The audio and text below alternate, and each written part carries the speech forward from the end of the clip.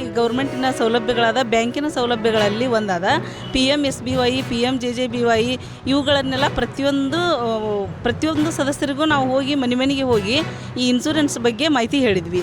ಮತ್ತು ಹೊಳ್ಳಿ ಅದರ ಮೊದಲು ನಮ್ಗೆ 12 ರೂಪಾಯಿ ಇತ್ತು PMSBY.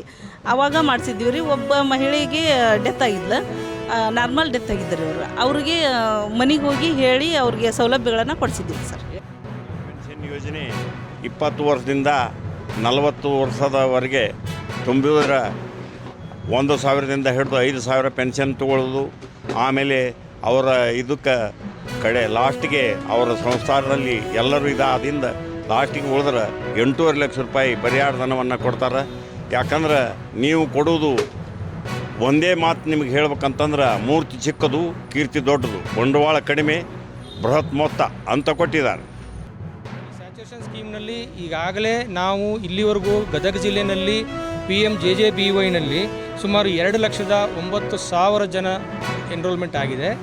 ಆಮೇಲೆ PMSBYನಲ್ಲಿ ಸುಮಾರು 4,22,000 ಜನ ಆಲ್ರೆಡಿ ನಾವು ಈಗಾಗಲೇ ಕವರ್ ಮಾಡಿದ್ದೀವಿ. ಸೊ ಇದು ಟೋಟಲ್ ಒಳ್ಳೆ ಈ ನಮ್ಮ ಜಿಲ್ಲೆಯ ಜನಸಂಖ್ಯೆ ರೀತಿ ಅಥವಾ ಅಕೌಂಟ್ ಹೋಲ್ಡರ್ ರೀತಿ ನೋಡಿದ್ರೆ ಸುಮಾರು 40ರಿಂದ 50% ಆಲ್ರೆಡಿ ದಾಟ್ತಾ ಇದ್ದೀವಿ. ಈ ಕ್ಯಾಂಪೇನ್ ಒಳಗಡೆ ಇನ್ನೂ ಹೆಚ್ಚಿನದಾಗಿ ಎಲ್ಲರನ್ನೂ ಕವರ್ ಮಾಡಬೇಕು ಅನ್ನೋ ಉದ್ದೇಶದಿಂದ ನಾವು ಈಗ ಆಲ್ರೆಡಿ ಕೆಲಸ ಮಾಡ್ತಾ ಇದ್ದೀವಿ.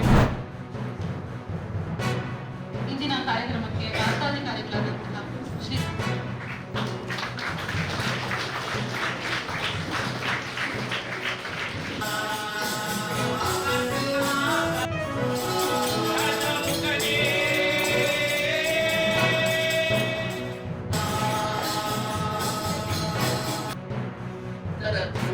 ದಕ್ಷಿಣ ಚುರುಕೊಟ್ಟ ಗಾಳಿಯು ಬೀಸುತ್ತಿದೆ.